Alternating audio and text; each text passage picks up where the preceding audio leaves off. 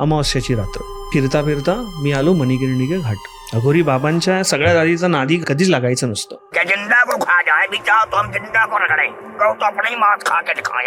त्यांची जी एक प्रक्रिया काहीतरी विधी होती अँड मी तिकडनंच जस्ट पास होत होतो. तिकडचे मेन अघोरी होते ना, त्यांनी बघितले मला आणि ओरडले. मी आधी दुर्लक्ष केलं, आता त्यांनी परत आवाज दिला मला. मी असं बसलो. आपण जी अस्थी घेऊन जातो ना माणसांची विसर्जन करायला, म्हणजे बाजूला प्रेत जळतंय, त्याचे घेतले आणि पूर्ण मस्तकाला लावली आणि असं डोक्यावर हात ठेवला. मी एका वेगळ्या ट्रान्समध्ये गेलो. आय स्टील कॅनॉट एक्सप्लेन ते काय होतं. ऑलमोस्ट पूर्ण आरे कॉलनी फिरलोय, पण मला ती गल्ली आजपर्यंत सापडली नाही. कुठली गल्ली होती तो बोला, ह्या से ना मेरे को एक शॉर्टकट पता है. आता मला वाटलं की ठीक आहे बाबा, पोरगा दिंडोशीचा राहणार आहे, माहिती असेल कुठली तरी शॉर्टकट. आणि अचानक काय झालं काय माहित. मला बोलतो उत्तर. मी बोला क्या हुआ. तो बोला मेरे को जाना ही नहीं है, चल इधर से चल के आते. तू जंगल में खड़ा कर रहा है, तेरे को नहीं जम रहा है, मैं चलाता हूँ. भाई वो तेरे को है ना जाने ही नहीं देगी. आणि मी पाठी बघतोय. हॅलो हॅलो हॅलो मित्रांनो, कसे आहात तुम्ही? स्वागत आहे तुमचं परत एकदा एका नवीन एपिसोडमध्ये. आज आपल्यावर सारंग आहेत. कसे आहात? एकदम मजेत. तू कसा आहेस? मी पण एकदम मस्त. सारंग बँकेत जॉब करतात, पण त्याच्या व्यतिरिक्त त्यांच्याकडे आज खूप साऱ्या स्टोरीज आहेत, कारण त्यांचे इंटरेस्ट बरेच आहेत. ते एक सोलो ट्रॅव्हलर आहेत. त्या बऱ्याच ठिकाणी खूप जागेवर फिरलेत आणि फिरून फिरून त्यांना खूप एक्सपिरियन्स आले आहेत. भले ते मग पॅरानॉर्मल असेल किंवा नेगेटिव्ह असतील किंवा खूप काही पॉझिटिव्ह पण असेल. सो त्याच काही गोष्टींबद्दल आज आपण डिस्कस करणार आहोत. सर्वात इतर कसे आहात तुम्ही? मी एकदम मजेत आहे. आणि मी तुमचा पॉडकास्ट जो आहे ना, गेल्या 5-6 महिन्यापासून फॉलो करत आहे. आणि आय ॲक्च्युली केम अक्रॉस, म्हणजे मी तुमचा जो पॉडकास्ट आहे ना, सिन्स आय एम एन इनझोमियाक, मला लगेच रात्रीची झोप येत नाही. सो माझी ती एक हॅबिट आहे की रात्री यूट्यूबवरती जाऊन स्क्रोल करावं, रँडम स्क्रोलिंग काहीतरी बघावं. सो फनी व्हिडिओज बघितले, किंवा आपला एक सगळ्यांचा लाडका युट्यूबर आहे श्रीमान लेजंड लाईव्ह, जो एक पॉप्युलर मराठी गेमिंग चॅनल चालवतो, त्याचे व्हिडिओज बघितले फनी. मग तुमचे एकदा मला एक पॉडकास्ट आढळलेलं, सो आय केम अक्रॉस. तर मी त्याच्यावर क्लिक केलं, तर I loved the whole content.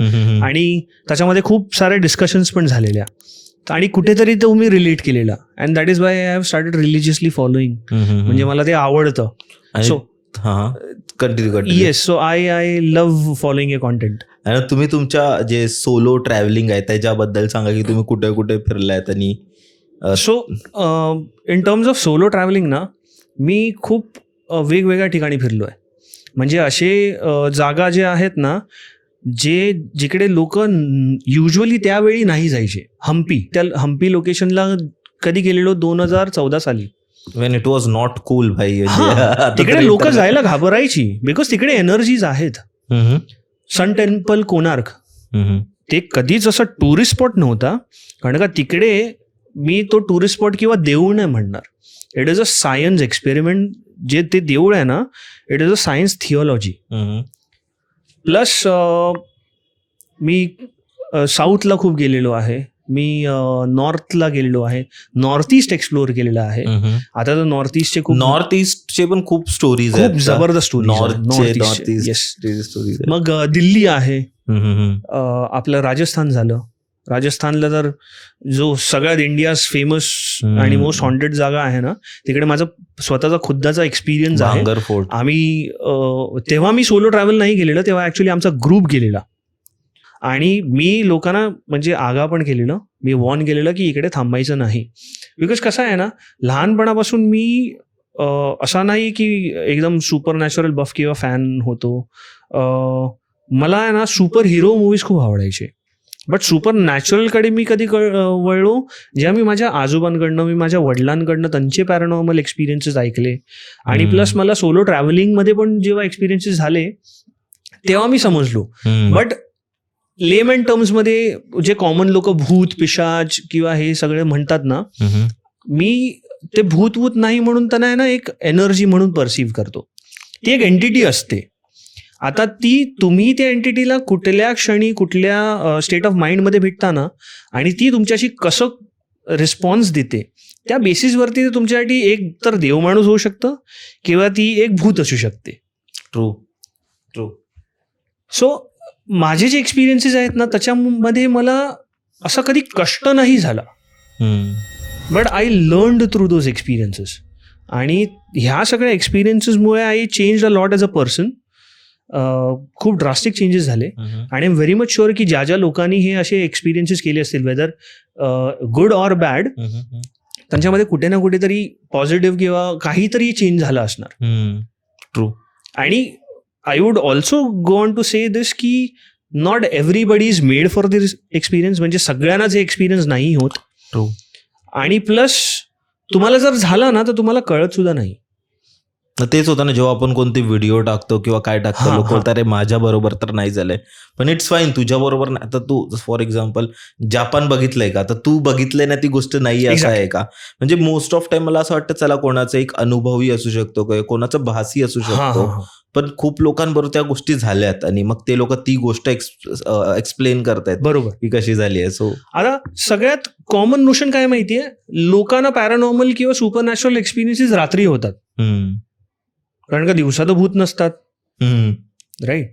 पण लोकांना दिवसा पण एक्सपिरियन्स झालाय. What will you say in that situation? म्हणजे तुम्ही मग काय सांगणार की हे दिवसा झालेले हे भूत नव्हते का, किंवा हे सुपरनॅचरल नव्हते का? कारण का भूत हे ह्या ज्या एनर्जीज आहेत ना, त्या एका वेगळ्या रेल्म मध्ये असतात, एका वेगळ्या डायमेन्शनला असतात. त्या डायमेन्शनला आपण रेझोनेट नाही करू शकत, बिकॉज आपली जी डायमेन्शनची जी फ्रिक्वेन्सी आहे, ज्याला आपण लय बोलतो, आपण ज्या लयात आहोत ना, ती एक वेगळी आहे. आणि त्यांचा जो लय आहे, त्यांची जी फ्रिक्वेन्सी आहे, त्यांचा जो डिमेन्शन आहे, तो खूप वेगळा आहे. कधी कधी असं ऐकलं असणार की वॉटर इज अ मीडियम. खूप मूवीजमध्ये पण दाखवलं आहे, स्पेशली जे हॉलिवूडच्या जे कॉन्जरिंग आहे किंवा एक्झॉसिस्ट मूवीज जे वगैरे असतात, त्याच्यामध्ये असं दाखवतात की if you want to enter the spirit realm or the realm of the souls, you have to go through the medium of water. True. Water is something which absorbs all kinds of frequencies. आणि कधी कधी असं होतं की तुमच्याकडे जो बॉडीमध्ये पण एक वॉटर कॉन्टेंट आहे ना, that also defines you, whether you are in that resonance to experience those things. Because we are made up of what. आपल्या बॉडीमध्ये 70-75% पाणी आहे. जेव्हा आपल्या बॉडीची जी पाण्याची कॉन्टेंट वर खाली होते ना, that is Wien you start experiencing different things. Why do you hallucinate? Sorry मित्रांनो, तुम्हाला मध्येच मी डिस्टर्ब करतोय, पण तुम्हाला एक गोष्ट सांगायची आहे. तुम्हाला माहिती आहे का की आपल्या जे व्ह्युअर्स आहेत त्यांच्यापैकी 80% व्ह्युअर सबस्क्राईब नाही करत आणि न सबस्क्राईब करत होतात. तर प्लीज प्लीज प्लीज सबस्क्राईब करा, कारण तुम्ही सबस्क्राईब केल्यानंतरच आपल्याला मोटिवेशन मिळतं आणि ह्या सर्व गोष्टी बनवायला एक प्रोत्साहन मिळतं. तर प्लीज सबस्क्राईब करा. आणि जर तुमच्याकडेही काही अशा गोष्टी असतील, काही असे एक्सपिरियन्स स्टोरीज किंवा काही जे तुम्हाला सांगायचं आहे लोकांना आणि तुम्हाला जर ते पॉडकास्टवर येऊन सांगायचं असेल, तर खाली एक डिस्क्रिप्शनच्या फर्स्ट लिंक असेल, त्यात गुगल फॉर्म असेल, सो तो नक्की भरा. आणि जर तुमचे स्टोरी इंटरेस्टिंग असतील तर आम्ही तुम्हाला कॉन्टॅक्ट करू. आता स्टोरी कंटिन्यू करा. Why do you hallucinate? कारण आपण डिहायड्रेट असतो. एक्झॅक्टली. किंवा आपली आपण विशुद्ध का होतो?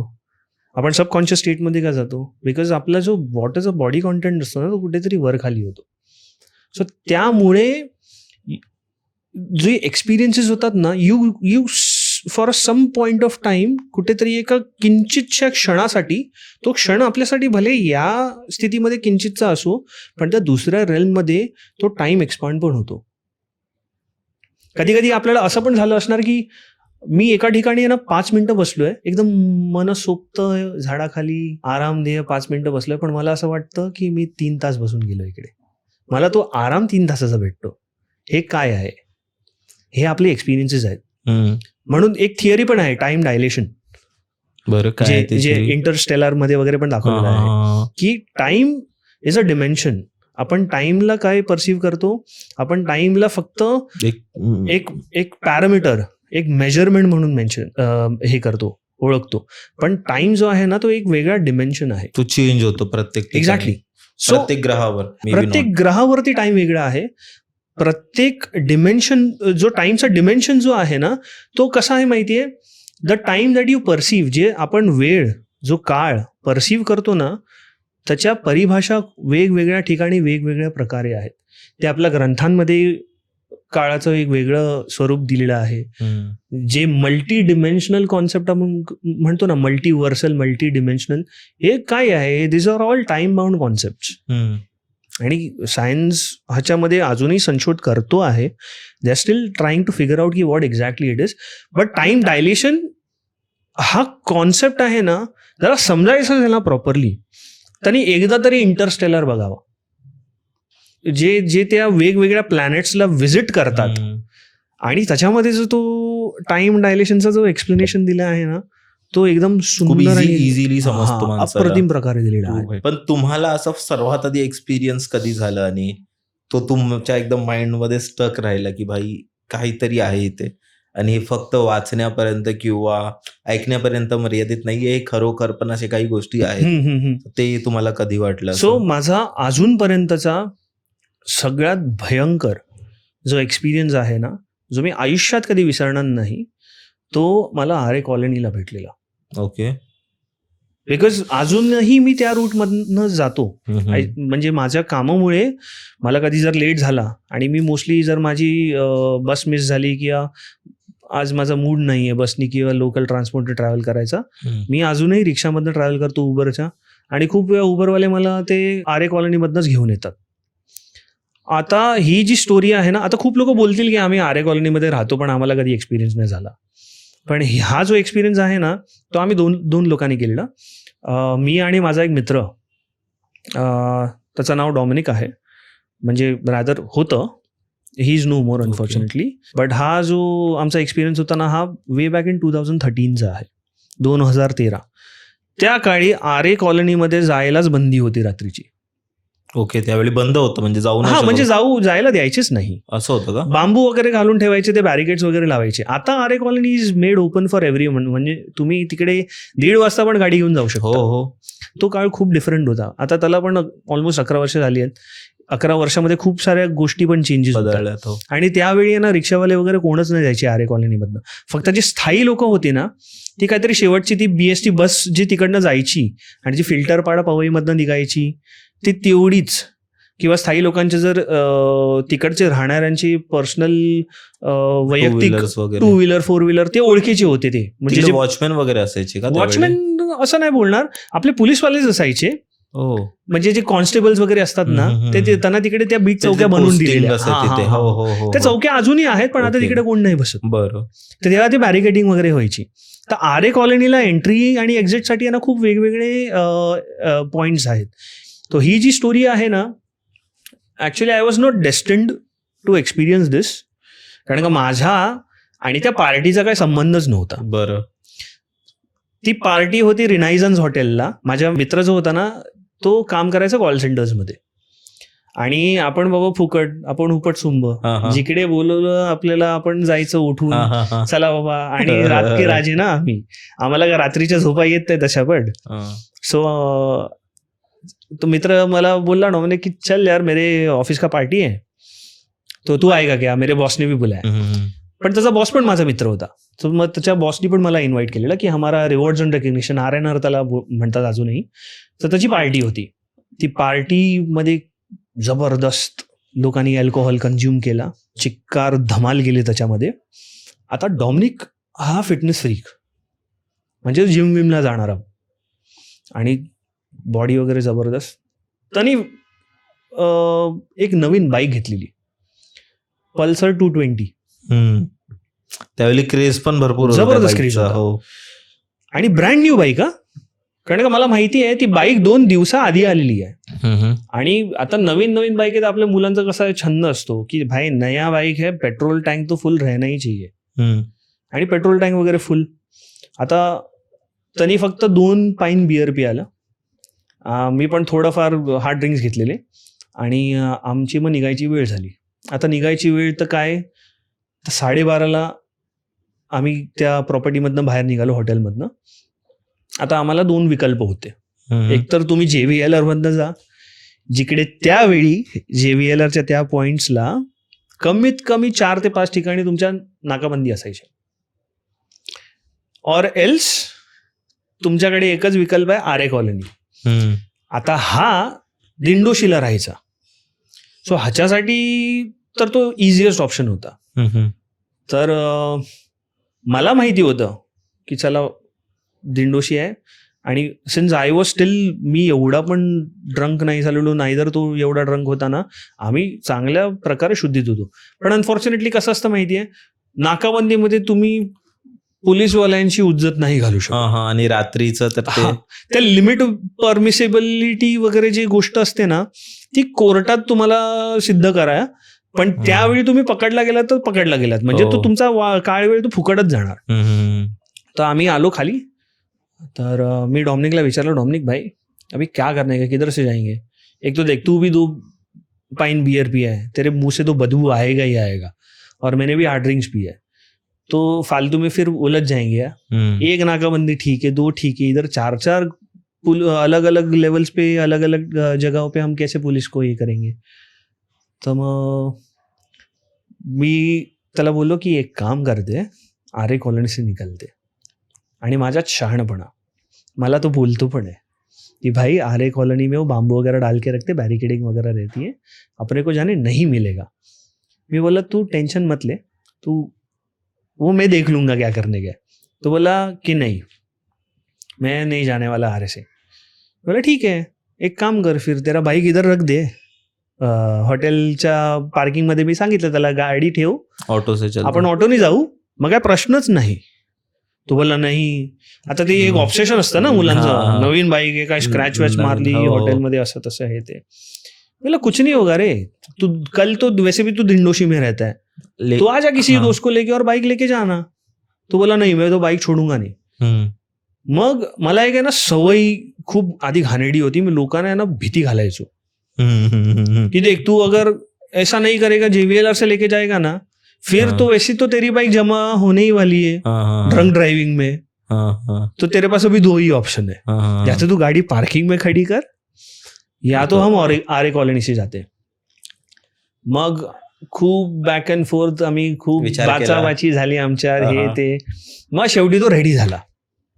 आता फिल्टर पाड्यावरनं जो रोड वरती आरे कॉलनीला जातो, आता तिकडे एक लस्सीवाला वगैरे पण असतो फेमस, तर तो तिकडचा तो एंट्री पॉइंट आहे. आम्ही जस्ट त्या स्पॉटला आलो ना, तर तिकडे बांबू आणि बॅरिकेड्स वगैरे घालून ठेवलेले.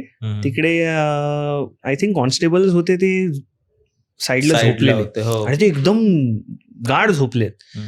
आता आम्ही त्या एंट्री पॉइंटला येता येता, ऍक्च्युली तो तिकडनं आहे ना हार्डली 5-10 मिनिटाचा हे आहे, पण आमचा तो फालतूगिरी डिस्कशन एवढा झालेला ना की आम्ही तिकडे ऑलमोस्ट 1:15 पोहोचलो, लेट पोहोचला. हा. आता झालं असं की मी पाठी बसलेलो होतो, गाडी चालवत होता, मी उतरलो, मी थोडं बॅरिकेड साईडला केलं, थोडे बांबू हलवले. बाईकला एवढं काय तशी पण जागा लागत नाही, साईडला केले, साईडला आम्हाला थोडी जागा भेटली, आम्ही बाईक काढली. आता ह्या भाईला मी सांगतोय की आपण सरळ सरळ जाऊ, अपने को एंड पे वेस्टर्न एक्सप्रेस हाईवे मिलने वाला है, आपल्याला ना लेफ्ट घ्यायचा आहे ना राईट घ्यायचं, कुठेही त्या जंगलात जायचं नाही तडमडायला. कारण का तिकडे कसं बिबट्यांचा पण खूप आहे, म्हणजे न्यूझीलंड हॉस्टेलला झाला, फिल्म सिटीचा रोड झाला, तिकडे कोपऱ्यात बिबटे बसलेले, अजूनही बसलेले असतात. त्यावेळी कशी आहे ना, वाहतुकांची जास्त आवजाव नव्हती, आता खूपच वाढलेली आहे, कारण का आता काळ पण वेगळा झालाय, आणि तेव्हाचे रस्ते पण एकदम बेकार होते. म्हणजे आरे कॉलनीला जाणं म्हणजे हा खूप मोठा टास्क असायचा. एक तर तुम्हाला एंट्री नाही, वरून तिकडचे रस्ते काय एवढे छान नव्हते, आणि प्लस तिकडे एवढी चांगली पद्धतशीर लाइटिंग नव्हती. म्हणजे आता आपल्याच बाहेरच्या रस्त्यांवरती कसं प्रत्येक 6 फुटावर एक स्ट्रीट लाईट असते ना, तो तसा प्रकार नव्हता. तिकडे फक्त स्पॉट्स होते जिकडे तुम्हाला थोडाफार तो लाईट होते. हा. आम्ही आता एंट्री मारली आरेमधनं, मी त्याला सरळ सरळ सांगतो आहे की सीधा सीधा लेना. आता हा भाईला काय झालं काय माहित, हा बोला मेरे को एक शॉर्टकट पता है. आणि आरे कॉलनीमध्ये आहे ना अजूनही हा प्रॉब्लेम आहे की काय काय ब्लाइंड स्पॉट्स आहेत ना जिकडे नेटवर्क अजिबात नाही भेटत. तेव्हा पण आम्ही मोबाईल फोन्स वापरायचो. तेव्हा आता आमच्याकडे नोकियाचे फोन होते, आणि नवीन नवीन अँड्रॉइड फोन आलेला, तो छोटावाला HTCचा असायचा, तो डॉमिनिककडे होता. आणि ते जीपीएस वगैरे कोण वापरत आहे, हे जीपीएसची पद्धत आता आली अजिबात. बरोबर. आणि 2G मध्ये तुम्ही काहीच हे करणार, तो 2Gचा काळ. सो तो बोला ह्या से ना मेरे को एक शॉर्टकट पता है. आता मला वाटलं की ठीक आहे बाबा, पोरगा दिंडोशीचा राहणार आहे, माहिती असेल कुठली तरी शॉर्टकट.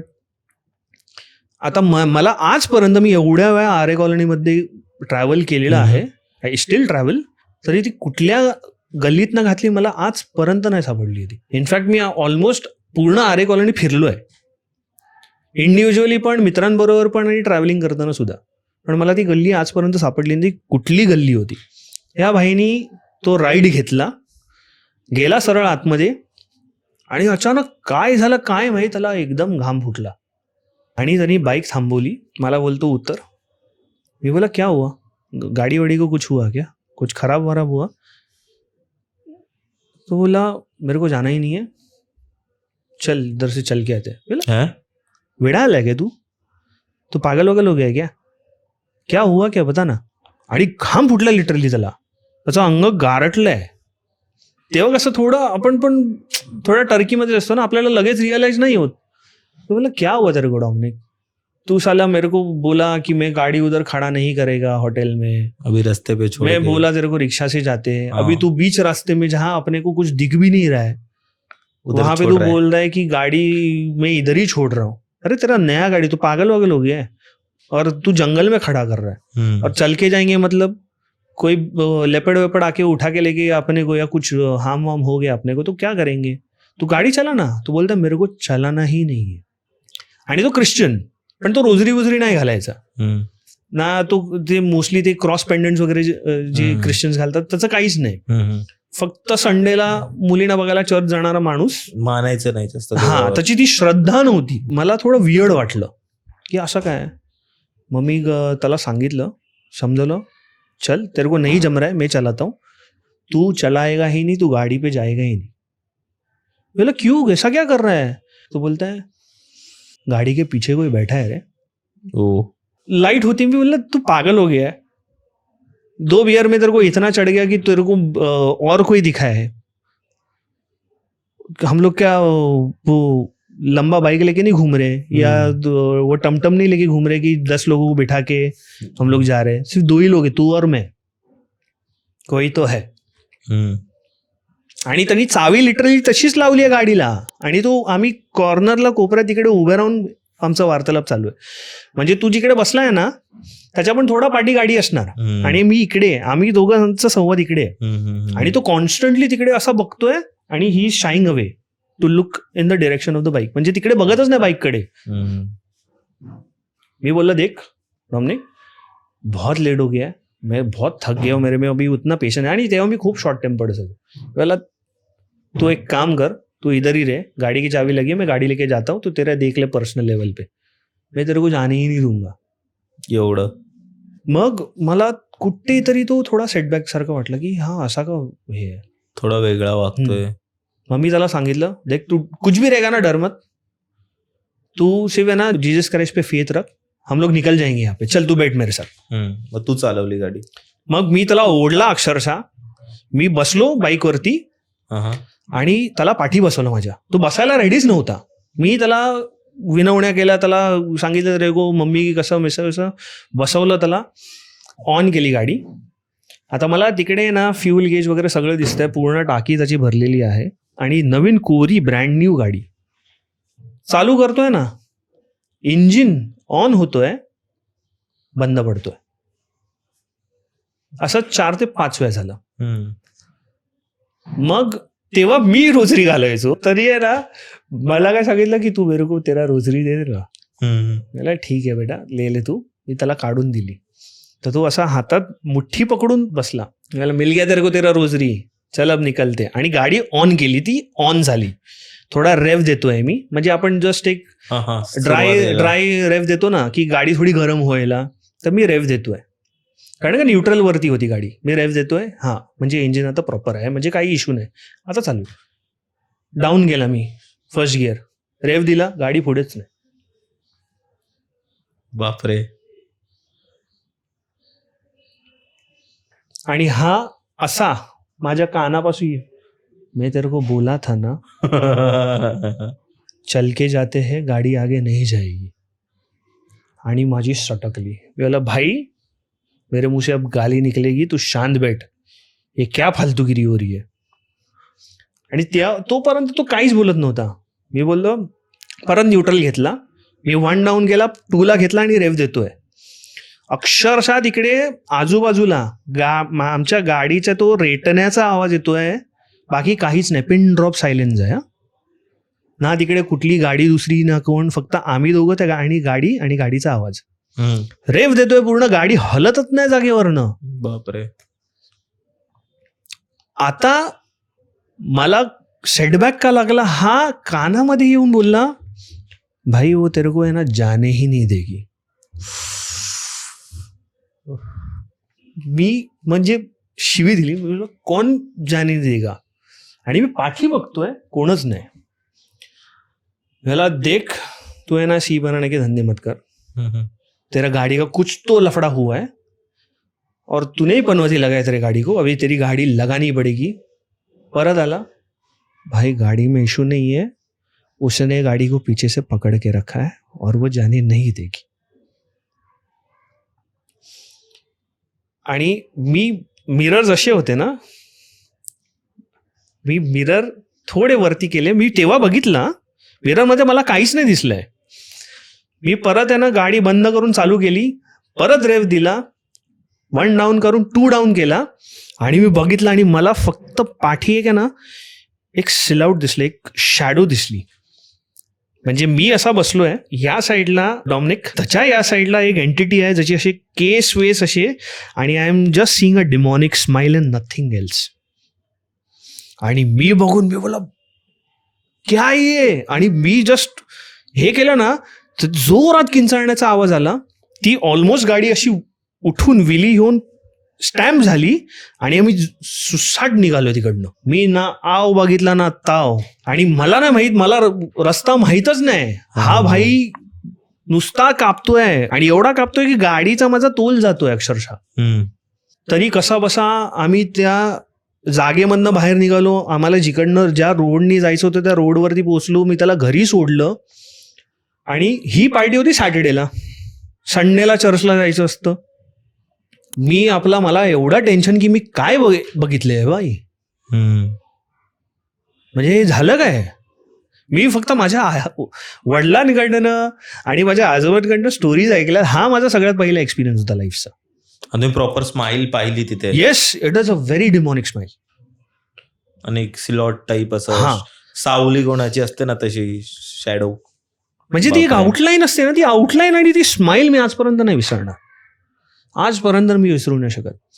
त्याच्यानंतर मला झोपच नाही. आणि त्यावेळी I use to smoke a lot. मी आपला चहा घेतोय, सिगरेट पितोय, चहा घेतोय, सिगरेट पितोय. मग मी घरी पण नाही गेलेलो. मी माझ्या बिल्डिंगच्या खाली भटकतोय एकटाच. हा, बापरे. मला झोपच नाही. मी बोला क्या हुआ ये क्या था.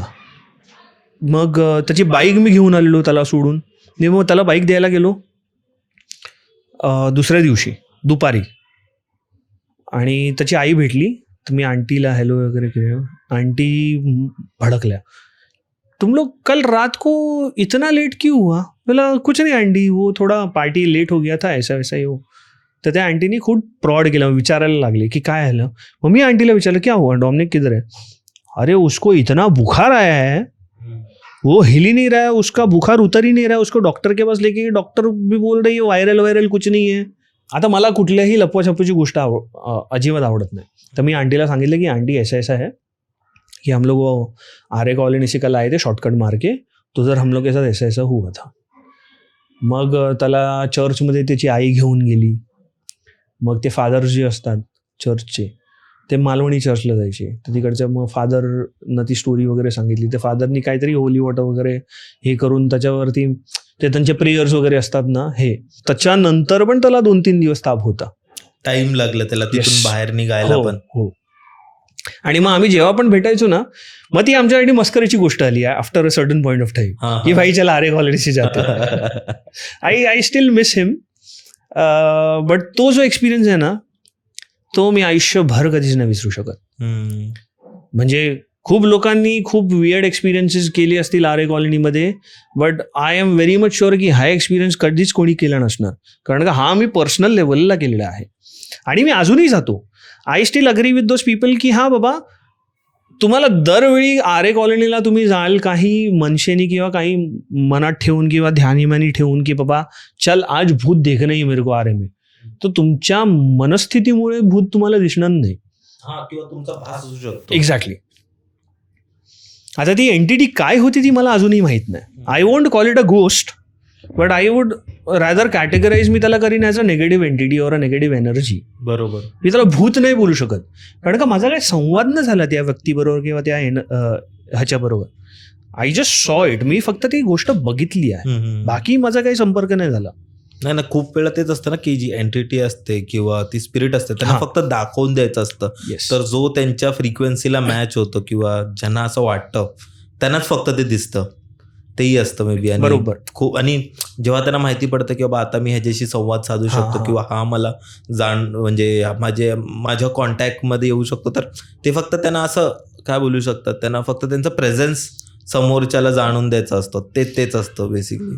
आता खूप असे गोष्टी ऐकल्या असतील, प्रत्येकाची प्रिव्हसी असते. हो. आता आपण सोशल मीडिया आणि हे सगळे थोडं मॉडर्नायझेशनमुळे आपण अरे ये मेरा प्रायव्हसी है, you are trying to invade it. We are talking about privacy now, but प्रत्येक एंटिटी आणि प्रत्येक जो जीव आहे ना त्याची एक स्पेस असते. आता ज्या जंगलात सिंह असेल, लायन, तुम्ही तिकडे जा, तो तुम्हाला राहू देणार का? का? You are invading his territory, you are invading his space. तसंच if you are invading any entities space or territory, either that entity will welcome you or it will try to drive you away. ते तुम्हाला हकलणार कसं तिकडनं? तुम्हाला घाबरून किंवा तुम्हाला एक विचित्र एक्सपिरियन्स देऊ. बरोबर. सगळ्या एंटिटी पोजेस नाही करत. पोजेशनचा पण एक वेगळा कॉन्सेप्ट आहे. बरं. झपाटणं जे असतं ना ते प्रत्येक एंटिटी नाही करत. झपाटण्याचा कॉन्सेप्ट कसा आहे माहिती आहे?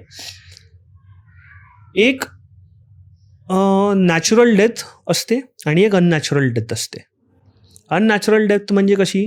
त्या माणसाचा, प्रत्येक माणूस जो आहे ना जन्माच्याच वेळी त्याच्या जायचा एक वेळ आणि काळ घेऊन आलेला असतो. आता काय कायांचा तो काळ नसतो जायचा, बट ते ना त्या अशा कुठल्या दुसऱ्या व्यक्तीच्या कॉन्टॅक्टमध्ये असतात किंवा संगतमध्ये असतात ना ज्याचा स्वतःचा जायचा काळ आलेला असतो आणि तो तुम्हाला पण घेऊन जातो. बरं. ऍक्सिडेंट झाला. हां. आणि मी अशा खूप मी ॲक्च्युली जेव्हा वाराणसीला पण गेलेलो, सोलो ट्रिपला गेलेलो, तेव्हा मी खूप महंत जी असतात, सेंट्स जी असतात, अघोरी बाबा वगैरे असं, पण तिकडे मी कुठेतरी ऐकलेलं, जब आप आखिरी सांस लेते हो ना, मन में कोई इच्छा नहीं रखना, क्योंकि अगर आपने इच्छा रखी और आपने सांस त्याग दी ना, तो वही इच्छा आपको कभी परलोक सुधारने नहीं देती, आपको यही अटका के रखती है. और अगर आपकी वो इच्छा जायज़ होगी ना, तो आप वो इच्छा आपके अपनों के सपनों में आके बयां करेंगे और उनको कहेंगे की उसकी पूर्ती करे. म्हणजे जर ती चांगली इच्छा असली ना तर मग तुम्ही तुमच्या लोकांच्या स्वप्नात येता आणि ते सांगता की चांगली इच्छा म्हणजे माझ्या मुलाचं लग्न हो किंवा आईचं काळजी घे. हो. म्हणजे वडील माझ्या स्वप्नात येत आहेत की अरे आईची काळजी घ्यायला सांगतात. ही माझी म्हणजे त्या वडिलांची इच्छा असेल. अनैतिक किंवा अनुचित इच्छा म्हणजे काय? ह्याचा नाईनाट करायचा आहे, मला करायला जमलं ना, तू करायचा. आता स्वप्नात येतोय पण तोच जर व्यक्ती चांगला असेल, त्याची मनस्थिती नसणार, मला काय बदलाच्या ह्याच्या फंद्यामध्ये नाही पडायचं बाई, then I try to possess him. मग झपाटणार मी. नॉट नेसेसरीली मी माझ्या व्यक्तीना जो माझ्या त्या टेंडन्सीला मॅच करेल ना, चल भाई मेरे को ये मेरा पेड़ मिल गया है, मैं इस पे अभी लैच ऑन करूंगा और मेरी इच्छाओं की पूर्ती करूंगा. बरोबर. सो झपाटण्याचा कॉन्सेप्ट हा आहे. ते मुंजा मूवी आलेली, त्यात पण तसं होतं ना, तुम्ही पाहिली ती मूवी? त्यात पण ते होतं ना की तो त्याच्या फक्त जे पुढची पिढी आहे त्यांना दिसणार आणि त्यांना झपाटणार, म्हणजे तसं काहीतरी की जो त्यांच्या त्या काय बोलू शकतो, त्यांच्या त्या कॉन्टॅक्ट मध्ये येतो आणि त्यांना माहिती फ्रिक्वेन्सी मॅच करतो, तसं असेल काहीतरी. काय काय ते लिनिएज मध्येच असतं. आता तुंबाड मूवी बघितली असता, परत रिलीज झाली आहे. बरोबर, पहिले. सो ते हस्तरच्या कॉन्टॅक्ट मध्ये कोण येतं, दुसरं तिसरं व्यक्ती नाहीये, त्यांचीच पिढीची पुढची असते ती. आता तिची म्हातारी आजी दाखवली आहे. खूप लोक त्याच्यावरती डिबेट करत होते की म्हातारी आजी का आहे, याचा काय संबंध, पण ही पण त्यांच्याच लिनिएज मधली होती. सो जे हस्तरच्या कॉन्टॅक्ट मध्ये आलेले, पण ते हस्तरने त्याला शिवलं, मग त्यांची ती श्रापित बॉडी झालेली, त्यांना मरणच नसतं. एक्झॅक्टली. सो काय काय जे हे झपाटणं वगैरे असतं, काय कायचे एक्सपिरियन्सेस असतात ना, ते लिनियल असतात, लिनिएज थ्रू असतं, म्हणजे पिढ्यान पिढ्यान ते चालूच असतं. सो झपाटणं, श्राप असणं, हे लिनियल कॉन्सेप्ट आहेत. काय काय ना ते बोलतात ना, पिढ्यानुपिढ्या श्राप मिळतं. म्हणजे मी जेव्हा मैसूरला गेलेलो व्हिजिट करायला, त्या तिकडे कोणीतरी मला सांगितलेलं, रॉयल फॅमिली आहे, ते त्यांना पण श्राप आहे ना कुठला तरी. बरं. म्हणून तिकडचे जे हायर टू द थ्रोन, म्हणजे जे वंशवेळी असते ना, म्हणजे आता मुलगा झाला, तो आता पुढचा भावी राजा होणार, त्या मुलाला अकस्मात मृत्यू होतो, मग त्या राजाला कोणाला तरी दत्तक घ्यायला लागतं, मग तो दत्तक घेतलेला मुलगा जो आहे ना त्याला राजा बनवतात, मुलगीला तर राजा राणी नाही म्हणू शकत, असं तिथे दत्तकचं कॉन्सेप्ट आहे. म्हणजे जेवढे पण तिकडचे राजा स्थायी होऊन गेलेले आहेत किंवा बसले आहेत ना, त्यांचे स्वतःचे मुलं कधी राजा बनले नाही, त्यांना कधी पण असं हेच करावं लागलं, अडॉप्ट करावं लागलं कोणाला तरी. बापरे. सो असे खूप अनएक्सप्लोर्ड आणि अनएक्सप्लेनेबल गोष्टी आहेत. बरोबर. I would rather say it unexplainable, पण आपल्याला समजत नाही का होतंय, पण ते होतंय. एक्झॅक्टली. आता लोक काय म्हणतात, जे सायन्स बफ आहेत, आता माझा background, I am myself an MSc student, मी सायन्स बॅकग्राऊंडचा आहे, but why do I believe this particular things. खूप लोक डिबेट करतात की अरे भाई ये तो साइंस एक्सप्लेन नहीं करता, साइंस में ऐसी कुछ चीज लिखी नहीं है, तो मैं इसको ये नहीं करूंगा, मैं मानूंगा ही नहीं, साइंस में भगवान को कुछ लिखा नहीं है, मैं भगवान को मानूंगा नहीं. एथिस्ट लोकांचा जो हा कॉन्स्टंट एक नरेशन असतो. मी तुम्हाला एकच गोष्ट सांगेन, सायन्स काय आहे, science is the nature of discovering things. त्याचं संशोधन करणं, क्रिएट नाही होतं, डिस्कवर होतं. हा, जी ऑलरेडी स्थायी गोष्ट आहे ना त्याला तुम्ही डिस्कवर करतायत, त्याचं ओरिजिन कसं झाला ते तुम्ही शोध लावतायत. बरोबर. काही गोष्टींचा शोध कसा लावलाय हे जर तुम्ही एक्सप्लेन नाही करू शकत, तर त्याच्या ओरिजिनला तुम्ही नकारू नाही शकत. You can not deny its origin. म्हणजे मी ह्याला कसं बघतो ना, की समजा आता खूप गोष्टी ज्या आपल्याला नाही माहिती आहे आणि लोक सायन्सचं नाव देतात, पण काय माहित सायन्सनेच हे डिस्कवर केलं, शायद सायन्सने शोध नसेल लावलं. जसं आता फॉर एक्झाम्पल सायन्स किती जुनं आहे, 1000 वर्ष वगैरे, 2000 वर्ष, जेवढं आपण आहोत तेवढं जुनं आहे. पण ही जी आपण बघतो की आपले जे ग्रंथ पुराण आहेत, त्यात काही गोष्टी आहेत ते एवढ्या जुन्या आहेत आणि ते आधीपासूनच एवढ्या रिच आहेत, तर ते आधीच आपण एक्सप्लोर केलंय. जसं फॉर एक्झाम्पल आता जर कोणी 100-200 वर्ष आधी हे म्हटलं असतं की आपण मोबाईल थ्रू व्हिडिओ कॉलिंग करू शकतो, तिकडे बसलेल्या एका माणसाशी आपण संवाद साधू शकतो, तर ते कदाचित अशक्य वाटलं असतं, पण आता ते आपण खूप इझिली एका बटनवर करतोय. पण ते एक शोध लागलं ना. मग तशाच ह्या गोष्टी पण असू शकतात, ह्या एनर्जी पण असू शकतात ज्याचा शोध अजून लागला नाहीये आणि म्हणून ते मानत नाही आपण, किंवा पण ते आहे की मे बी लागणं बाकी असेल याचा शोध. It is a very fascinating thing. आणि आजकाल आहे ना सायन्स ॲडव्हान्स होतो आहे, आय एग्री, बट सायन्स जो आहे ना तो डिफाईन कोण करतं, आपण माणूस. हो. It is not been defined by some other persons or other organisms. तू व्हिडिओ कॉलचं सांगितलं, there is a similar concept of a magical mirror. तू डिझनीच्या त्या प्रिन्सेस मूव्हीजमध्ये वगैरे बघितलं असेल, आपण ते डोरेमॉन मध्ये ते एनिवेअर डोर. म्हणजे मी कधी कधी विचार करतो की असं पण काही शक्य आहे. एनिवेअर डोर काय आहे, मल्टी डिमेन्शनल डोर आहे. बरोबर. आपण कोणत्याही डायमेन्शन मध्ये you think of a place. मला माझी इच्छा आहे की या जागी जायचंय, मी त्या इच्छाला मॅनिफेस्ट करायसाठी तो दरवाजा उघडला आणि मला ती जागा दिसली, मी तिकडे गेलो. That is multi dimension. तुम्ही एका वेगळ्या डिमेन्शन मध्ये जाताय. आता डिमेन्शन जे आहेत ना हे इंटरलिंक्ड असतात असे. म्हणजे आता इकडे जर मी मुंबईला बसलोय ना, त्या डिमेन्शन मध्ये पण एक मुंबई असेल वेगळ्या जगात. But it will be in a different dimension. For example, आता मी सबस्टन्स मध्ये आहे if I enter the dimension of time मध्ये पण मुंबई एक असेल, पण सबस्टन्स डिमेन्शन मध्ये फॉर एक्झाम्पल मी जसं एक थिअरी सांगतोय की इकडे जर 1 तास हा 60 मिनिट्सचा असेल ना, तर त्या डिमेन्शन मध्ये 1 तास 12 तासां 1 hour might be of 90 minutes. You never know. Exactly. आणि आपले जे पुराण आहेत ना, these are the foundation of science. आता खूप अशा गोष्टी आहेत ना, चार्ल्स डार्विननी जी थिअरी ऑफ एव्होल्युशनचं जो संशोधन केला, it is in direct correlation with our दशावतार्स ऑफ विष्णू, महाविष्णू. त्यांचे जे अवतार आहेत त्याच प्रकारे त्यांनी माणसाला असं कसे एक लिव्ह इन बीन आले. बरोबर. प्लस ओपनहायमर मूवी बघितली असणार क्रिस्टोफर नोलनची.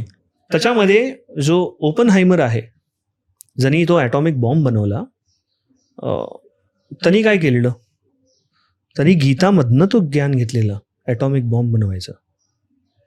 त्या श्लोकांमध्ये तो ज्ञान होता. ज्ञान may be inspiration. Actually theory आहे बॉम्ब बनवायची. येस. पण ते श्लोक जे आहे ना, आता श्लोकांचं कसं आहे माहितीये, जे ज्या संस्कृत किंवा ज्या लिपीमध्ये, ज्या लँग्वेजमध्ये श्लोक लिहिलेले आहेत ना, ते श्लोक जे आहेत ना, ते ज्या संस्कृत लिपीमध्ये होते ना, त्या संस्कृत ह्याच्यामध्ये आणि आजच्या संस्कृतमध्ये जमीन आसमानचा फरक आहे. आपण इंग्लिश बोलतो, पण इंग्लिशचे वेगवेगळे प्रकार आहेत. ऑस्ट्रेलियन स्लँग वेगळा आहे, ब्रिटिशर्सचा वेगळा आहे, कनेडियन्सचा वेगळा आहे, अमेरिकन्सचा वेगळा आहे, इंडियन वेगळा आहे. आपण स्वतःची पण एक इंग्लिश काढून ठेवलेली आहे. ठीक आहे. तसं संस्कृतचे पण वेगवेगळं हे आहेत. आता ओरिजिनल जी प्रॉपर संस्कृत आहे ना, ती काय गुरुकुल अजूनही चालू आहेत. एकदम पूर्ण काळातले गुरुकुल अजूनही चालू आहे, जे कर्नाटका, चेन्नईच्या इंटिरियर लोकेशन्समध्ये कुठेतरी भेटतात. बट ते जे श्लोक आहेत ना, त्याचा जो ओरिजिनल अर्थ आहे ना, तो कुठेतरी त्यांनी तिकडनं तो इन्स्पिरेशन घेतलं, त्याला समजलं, त्यांनी ऍक्च्युअल प्रॅक्टिकॅलिटीमध्ये लावून मग त्यांनी तो ॲटम बॉम्ब बनवलाय. बिकॉज कॉन्सेप्ट ऑफ ब्रह्मास्त्र किंवा अस्त्र, these are all bombs in nature. आता ब्रह्मास्त्र काय आहे? ब्रह्मास्त्र इज अ मंत्र, इज अ टेक्निक, ज्याच्याने मी कुठल्याही वस्तूला एक बॉम्ब बनवू शकतो. तो काही बाण नाही आहे. मी एका तांदळाच्या कणाला सुद्धा मंत्रांनी जागृत करून त्याला ब्रह्मास्त्र बनवून मी कोणावरती जर प्रहार केला तर त्याचा नायनाट होईल. हे आहे ब्रह्मास्त्राचं कॉन्सेप्ट. ती विद्या आहे, ती लुप्त झाली. ते अस्त्र लुप्त नाही झाले, ती विद्या लुप्त झाली. बापरे, खूप आपण हेवी टॉपिक कडे जातोय, पण इकडून थोडं आपण लाईट टॉपिक कडे येऊ. तर तुमचं दुसरा एक्सपिरियन्स असं बोललात वाराणसीला झालं, तर ते काय होतं म्हणजे? सो वाराणसीला जो आहे ना, मी असा स्पिरिच्युअल एक्सपिरियन्स सांगेन. आता वाराणसीला वेगवेगळे घाट आहेत. हरिश्चंद्र घाट, मणिकर्णिका घाट. तिकडे अघोरीज येतात. अघोरी बाबांच्या सगळ्यात आधीचा नादी कधीच लागायचं नसतं. बिकॉज ते कसे आहेत ना, ते तुमच्या माझ्यासारखे लोक नाही आहेत. ते एका वेगळ्याच दुनियेत असतात. मी कधीच रेकमेंड न करेन तुम्ही जाऊन डिस्टर्ब करा त्यांना. ते जेव्हा त्यांच्या कुठल्याही गोष्टीत असतील ना, करू द्या त्यांना. तुम्ही त्यांना छेडायला तर अजिबातच जाऊ नका. Because those are very powerful people. त्यांच्याकडे जी नॉलेज आहे, त्यांच्याकडे जे पॉवर्स आहेत ना, ते त्यांनी आपण ज्या जगात जगतो ना, त्या जगाला त्यागलं आहे त्या लोकांनी. सो न्यू मून, अमावस्याची रात्र, तशी झोप येत नाही म्हणून मी असं फिरत बसलेलो आणि फिरता फिरता मी आलो मणिकर्णिका घाट. तिकडे दिवस रात्र नुसत्या बॉड्या जळत असतात, constantly, day in day out. Harishchandra Ghat आहे, मणिकर्णिका घाट आहे, हे नोटोरियस आहेत, जिकडे डे इन डे आउट दिवसाचे 24 तास नुसत्या त्याची स्मशानामध्ये बॉड्या नुसत्या जळतच असतात. बरोबर. आता हा काही एवढा लेट पण नव्हता. मी तिकडे पोचलो काहीतरी 11:30 दरम्यान आणि पावलीच गेलेलो. कारण का मी तिकडे कुठेतरी ते आपले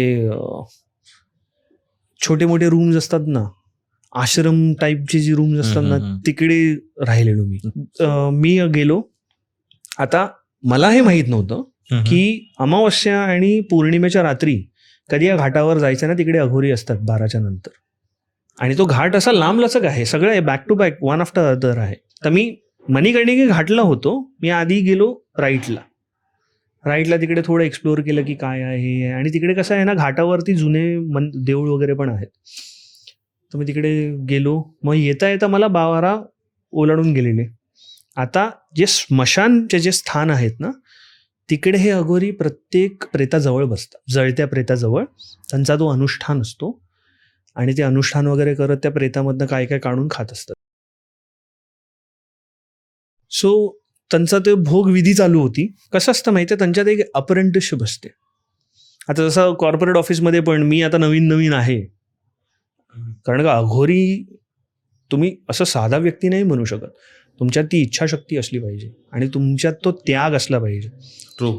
आणि जे खूप जुने अघोरी असतात ना, ते मेंटॉर करतात. सो त्यांची जी एक प्रक्रिया काहीतरी विधी होती. अँड मी तिकडनंच जस्ट पास होत होतो. तिकडचे मेन अघोरी होते ना, त्यांनी बघितलं मला आणि ओरडले, इकडे. Because he was a very different being all together. उंच असा 6 फूट असा दिप्पाट व्यक्ती, लांब लांब अशा जटा, चेहऱ्यावरती पूर्ण ती राख आणि डोळ्यांच्या आजूबाजूला फक्त काळीख आणि बाकी हाताला रुद्राक्ष वगैरे. म्हणजे जणू आहे ना, आपण शिवदेवाला जसं मूवीजमध्ये वगैरे मूवीजमध्ये किंवा एक आपण आपला जो कॉन्सेप्ट आहे ना शिवदेवाचा, त्रिशूलधारी असा बसलेला आहे, म्हणजे अंगावरती काही हे नाही, फक्त खाल ओढून बसला, तशा टाईपचा त्यांचा मेन अघोरी ते बाबा होते. मी आधी दुर्लक्ष केलं. मला वाटलं कोणाला दुसऱ्याला बोलवतील, आपल्याला भाई कशाला बोलवणार आहे कोण बाबा आणि आपल्याला जायचंच नाही. आता त्यांनी परत आवाज दिला मला. मी असं पाठी बघितलं तर मी असं केलं, बोलवलं तुला. मी बोललं झालं आता आपलं काही खरं नाहीये, आपण जाऊन बसूया गपचूप.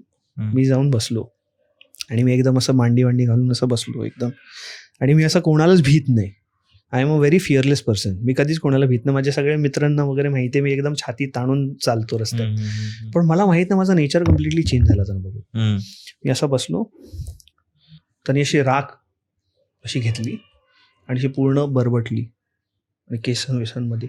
ती राख म्हणजे काय, आपण जी अस्थी घेऊन जातो ना माणसांची विसर्जन करायला, ती अस्थी म्हणजे बाजूला प्रेत जळतंय तिकडून ती घेतली, त्याची घेतली आणि पूर्ण मस्तकाला लावली आणि असं डोक्यावर हात ठेवला. मी एका वेगळ्या ट्रान्समध्ये गेलो. आय स्टील कॅनॉट एक्सप्लेन ते काय होतं. मला एक कॉस्मिक जे आपण जे जेम्स वेब टेलिस्कोपमध्ये वगैरे जे नेब्युलाज वगैरे दाखवतात ना, मला ते दिसतंय. आणि मला फक्त त्रिदेवांचं एक सिलआउट दिसलं. म्हणजे अक्षरशः त्रिदेवांचं मला दर्शन घडलंय त्या कॉस्मिक रेल्ममध्ये. बापरे. म्हणजे आपण जसे दत्तदेवांची छवी बघतो ना, ब्रह्मा विष्णू महेशांचं ते मॅनिफेस्टेशन आहे, मला सेम तसंच दिसलं. बापरे. म्हणजे असं त्यांनी फक्त डोक्यावर हात ठेवला आणि मग परत असा केस ओढून मला तिकडनं काढलं बाहेर. डेंजर होतं बाहेर. आणि मी असं सहजासहजी मला आहे ना रडू नयेत. म्हणजे खूप लोकांना हे दे अग्री जे मला ओळखतात ना, की हा काय रडणारा माणूस नाही. मला अक्षरशः ढसा रडू आलं. बापरे. मी बोलो बाबा क्या था, कर्म है तेरा, तेरे को दर्शन मिल गया, यही तेरे को दिलाना था, इसलिए तुझे बुलाया था. मुझे तुझसे कुछ नहीं चाहिए और तेरे में उतनी कुव्वत भी नहीं है कि तू मुझको कुछ दे, और तुझे क्या चाहिए बता. म्हणजे इन शॉर्ट, तुझ्यामध्ये ती कुवत नाहीये की तू मला काही देशील किंवा काही देऊ शकतो. हे तुझ्या फक्त हे तुझ्या नशिबात होते, तुझे कर्म होते, जे तुला मला एक माध्यम बनवलं तुला ते दर्शन द्यायचं. आणि तुला आता मी देऊन ते परत पाठवतोय. तुला अजून काय पाहिजे ते सांग. त्याला मला काहीच नको. मी त्या मनस्थिती किंवा मनशेनी आलोच नाही. मी घाबरत होतो तुम्हाला भेटायला. मी स्पष्टपणे सांगितलं त्यांना, बाबा मैं सच में डर रहा था कि मुझे नहीं पता था आप क्या मांगोगे मुझसे, क्योंकि मेरी उतनी औकात नहीं है कि मैं आपको कुछ दूं. कोई आपको कुछ नहीं दे सकता, क्योंकि आप जो त्याग करते हो ना, ये मेरे में हिम्मत नहीं है करने की. तर असे हसले आणि मला मग फक्त एकच बोलले एक चीज हमेशा ध्यान में रखना, कभी भी किसी भी इंसान की मदद करने से चूकना मत. जिस दिन तू चूक गया ना, तेरा अच्छा अच्छा कमाया सब निकल जाएगा. फक्त एक गोष्ट मग अक्षरशः हाकाललाय त्यांनी मला, आणि ती गोष्ट मी अजूनपर्यंत विसरलो नाही. पण तो जो एक्सपिरियन्स होता ना, I still cannot explain it. म्हणजे तो सुपर नॅचरल होता माझ्यासाठी.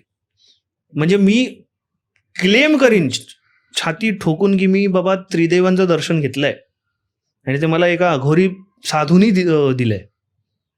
बापरे. आणि त्याच्यानंतर आहे ना, मी गेलो आणि मला मग असं मनात आलं की अजून काहीतरी मला विचारायची इच्छा आहे. मी गेलो ना, कोणच नाही, ते गेले होते परत. बापरे. हे खूप वेगळीच गोष्ट आहे, म्हणजे खूप स्पिरिच्युअल लेवलवर गोष्ट आहे. आणि हे प्रत्येकाच्या नशिबात पण नसतं. जे जसं ते बोलले की ज्याचं कर्म आहे, कर्मानुसार त्यांना, आणि मे बी ते ऍक्सिडेंटली तुम्ही तिथे गेलात आणि तुम्हाला जायचं नव्हतं, पण ते लिहिलं होतं कुठे ना कुठे की तुम्ही तिथे जाणार आणि याच्या सर्व गोष्टी होणार. आता आहे ना, कसं आहे माहितीये, आपण खूपदा ऐकलं असणार की अरे प्रत्येक गोष्टीची एक वेळ असते. बरोबर. बहुतेक माझी ती वेळ होती, म्हणून मला ते दर्शन झालं. बरोबर. आणि एक जो कॉन्सेप्ट ऑफ कर्म आहे ना, तो खूप लोक एका विचित्र प्रकारे घेतात. तुमचा कर्म जो आहे तो तुम्हालाच हे करणार, तो दुसऱ्यांचा कर्म तुम्हाला काही नाही करू शकत. कर्म is a very niche, a very intimate concept. प्रत्येकाच्या कर्माचा वेगवेगळा हे असतो. म्हणजे डेफिनेशन आहे स्वतःनी वेगवेगळ्या बनवून घेतलेल्या आहेत, पण कर्माचा कॉन्सेप्ट एकदम बेसिक आहे. तुम्ही जे करता ना, तेच तुम्हाला भेटणार. तुम्ही दुसऱ्याबरोबर वाईट केलं म्हणून तुमचं वाईट होणं असं काही लिहिलेलं नाहीये. बरोबर. आणि एक तुम्ही कोकणातलंही बोलत होता, तुमच्या भावाचं लग्न वगैरे काहीतरी, बहिणीचं लग्न होतं. तो ऍक्च्युली मी नव्हतो, पण हे माझ्या सगळ्या भावंडांनी एक्सपिरियन्स केलं. त्याच्यामध्ये ऍक्च्युली माझे वडील इन्व्हॉल्ड होते. सो माझ्या बहिणीचं लग्न, म्हणजे चुलत आत्याची मुलगी. आता आमची खूप एक्सटेंडेड फॅमिली गोव्याला राहते. सो म्हापसा म्हणून एक जागा आहे गोव्याला. आता हे लोक म्हापसाला राहणारे सगळे, आमची सगळी भावंड मंडळी गेलेली. आता कसं होतं माहिती आहे, हे 2 दिवस लग्नाच्या आधी पोचलेले, म्हणजे हळदीच्या आधी 2 दिवस पोचलेले. हळद दुसऱ्या दिवशी होती, म्हणजे हे पोचले, आराम वगैरे केला, हे ते सगळं. त्याच्यानंतर फिरले वगैरे, आणि त्याच्यानंतर 1 दिवस वेकेट डे होता, त्याच्यानंतर हळद होती. आता झालं कसं की लोक खूप वाढलेली. म्हणजे माझा जो भाऊ आहे, त्या बहिणीचा जो सख्खा मोठा भाऊ, त्यांनी एक जागा रेंटवरती घेतलेली गेस्ट लोकांना ठेवायसाठी. बरोबर. आता ती जागा कशी होती माहिती आहे, हे त्यांचं खाली घर आहे, आणि असं एक वरती एका कड्याला, म्हणजे सिंग्युलर बंगलो होता तो त्यांनी भाड्यावरती घेतलेला. आता तिकडे जे गेस्ट आहेत ते रात्री झोपायला जातील, आराम करायला जातील म्हणून त्यांनी घेऊन ठेवलेला. तर पप्पा वगैरे आहेत, आणि पप्पांबरोबर ते एवढे एक्सपिरियन्सेस झाले आहेत ना, म्हणजे आमच्यात ती बहुतेक, आय डोंट नो, ती कुठेतरी मी सांगीन हेरिडिटरी आहे की आम्हाला एनर्जीज परसिव्ह होतात, नेगेटिव्ह पॉझिटिव्ह. तर पप्पा तिकडे गेले सगळ्यांना घेऊन मंडळीनं, आणि तिकडे कसे बायका वगैरे पण राहणार होत्या आमच्या फॅमिलीच्या वगैरे. ते पप्पांनी पाय ठेवता क्षणी त्यांना एकदम भयानक नेगेटिव्ह एनर्जी परसिव्ह झाली. पप्पा बोले इकडे कोणीच राहायचं नाही, चला सगळ्यांनी, मी दुसरी सोय करून काहीतरी करतो जुगाड, पण इकडे कोणीच राहायचं नाही. त्यांना एवढी स्ट्रॉंग एनर्जी फील झाली. बायका वगैरे अग्री केल्या की त्यांना पण, म्हणजे ते झालं कसं माहितीये, त्यांनी एंटर केलं ना, तो बंगलो आहे ना एकदम विचित्र प्रकारे काळपट दिसत होता, आणि प्रत्येक भिंतीला लिकेज असतं, तर पाणी कसं गळतं तसं काहीतरी गळवतो, पण ते पाणी नव्हतं. बरं. सगळं बरबटलेलं आहे ते भिंत, आणि पूर्ण घरात एक वेगळीच वाईब होती, एक नेगेटिव्ह एनर्जी होती. आणि बायकांना आहे ना ह्या एनर्जी सेन्स होतात. बरोबर. आपल्या आई लोकांना कधी कधी वाटतं ना, भास होतं, इंट्युशन्स वगैरे, इंट्युशन्स, त्यांची इंट्युशन स्ट्रॉंग. तर माझी आत्या, म्हणजे त्यांची आई ज्यांनी बुक केलं ना, ते म्हणाले हे असं विचित्र का वाटतंय, हे बायकांनो तुम्ही इकडे राहायचं नाही, चला. तर ती घेऊन गेली सगळ्यांना. आता पप्पा होते, काका होते, आणि बाकी सगळी भावंड वगैरे होती, पोरं सर्व. तर मग हे परत फिरून विरून आले, संध्याकाळ झाली, जेवला वगैरे, आता झोपायची वेळ. आता झोपणार कुठे? आणि पोरं कशी घाबरत पण नाही. एक्झॅक्टली. आणि आमच्या भावंडांची आहे ना खूप हे आहे की त्यांना रात्रीच्या खूप मजा मारायच्या असतात, पार्ट्या करायच्या असतात. आणि गोवा म्हणजे दारू तर हमखास पिणारच, त्याने त्यांचा स्टॉक वगैरे घेऊन ठेवलेला. आता तुम्ही कितीही दारुडी असाल, तुम्ही बेशरम तर नाही होऊ शकत की तुम्ही काकांच्या समोर बसून पिळा. तुम्हाला एक जागा पाहिजे. हा, तर त्यांना माहिती होतं की त्या बंगल्यामध्ये तर कोणी भटकायला येणार नाही, आपण तिकडे जाऊन पार्ट्या करूया. हे सगळे दारूचा स्टॉक घेऊन तिथे गेले. 7 भावंड माझी गेली तिकडे. 7 भाऊ. आता हनी मस्त एंटर केलं, त्यांचा प्रोग्राम सगळा जमला. आता खाली कसं जो हॉल होता ना तो साफ नाही केलेला, बेडरूम. आता हॉल पण खूप मोठा होता, तर हे काय बोलले, हॉलमध्ये बसण्यापेक्षा आपण वरती जाऊ, लवकर कोण वरती येणार पण नाही जरी आला तरी. हो, तर आपण वरती जाऊ आणि ती काय छोटीशी बेडरूम आहे, ती साफ लगेच होईल आणि आपण तिकडेच बसू आणि तिकडे झोपू. हे काय एकामेकांच्या अंगावरती पण झोपतील, ही असली म्हणजे कंपनी. आणि आपला पार्टी सुरू केली, मोबाईल वरती गाणी वाणी वाजवायला सुरू केली. एक भाऊ गेला वॉशरूमला, तर त्याला कोणाचा तरी प्रेझेन्स फील झाला की त्याच्या पाठी उभा आहे आणि बघतोय त्याला. म्हणजे एका 4 फुटाच्या पाठी जर मी 7 फुटाचा माणूस ठेवीन, त्याला वाटेलच ना, तर त्याला कसा भास येईल ना की कोण बघतोय असं एवढं वरतून. तसा त्याला कॉन्स्टंटली फील झाला आणि त्याची लघवी यायला बंद झाली.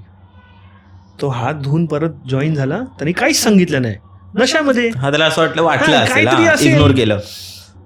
आता झालं कसं, दुसरा भाऊ गेला, कारण का obviously if you consume alcohol तुम्हाला वॉशरूमला लगेच जायला लागतं. दुसरा गेला, त्याला पण सेम. टर्न बाय टर्न या 7 पैकी 5 लोकांना हाच भास झाला.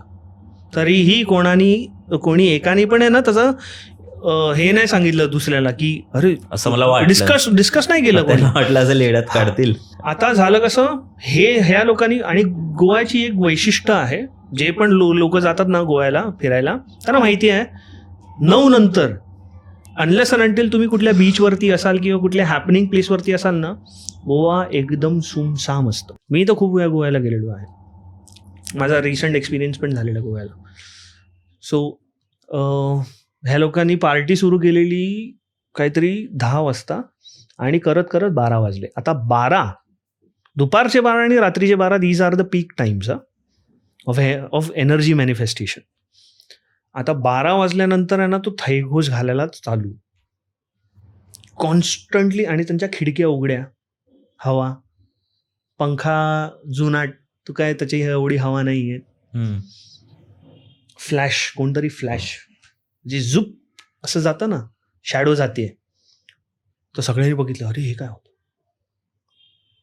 मग त्या ह्याच्यामध्ये एक ग्लास फुटला, तो काचेचा ग्लास फुटलेला जो होता ना, तो त्यांनी विंडोवरती ठेवून दिला. ती काच वाच साफ केली, काय होत आहे. आता हे नशेमध्ये ह्यांना वाटलं आपल्याला भास होत आहेत करून. कारण का कुठे कुठे ना काय असं पण असतं की आपण एक मनस्थिती बनवतो. कोण जर बोललं ना, अरे इकडे निगेटिव्ह एनर्जी आहे, तर ती कुठेतरी आपल्या सबकॉन्शियस माइंडमध्ये राहते. तर त्यांना वाटलं की मे बी काका बोलून गेले म्हणून आपल्याला असा भास होत असेल की काय नाही, चल काय नाही, आपण झोपूया. आता दारूच्या बाटल्या वगैरे ह्या लोकांनी ठेवल्या आहेत. तुम्ही दरवाजा उघडून ठेवला, कोण काका जर गुपचूप आला बघितलं तर झोडपणार तुम्हाला. म्हणून ह्या लोकांनी तो बेडरूमचा दरवाजा बंद केला आणि झोपी गेले, एकमेकांवरती तांगड्या टाकून झोपले. हो, अर्धा तास झाला असेल त्यांना झोपून. जोरात ठक ठक ठक ठक ठक, म्हणजे कोणतरी दरवाजा ठोकतंय जोरात. दरवाजा उघडला, कोण नाही, तर खिडकी ठोकतंय. खिडकीमध्ये बघितलं, कोण नाही, तर बाथरूमच्या आतमध्ये ठोकतंय, जे वॉशरूम मध्ये. बापरे. आणि हा सगळा किस्सा जो त्यांचा 12:15, 12:20 पासून चालू आला ना, तो 1:30-2 पर्यंत चालू आला. एवढे हे लोक घाबरले. एका भावाला तर तिकडे ताप भरला आणि सगळं त्यांचं सामान तिकडे सोडलं.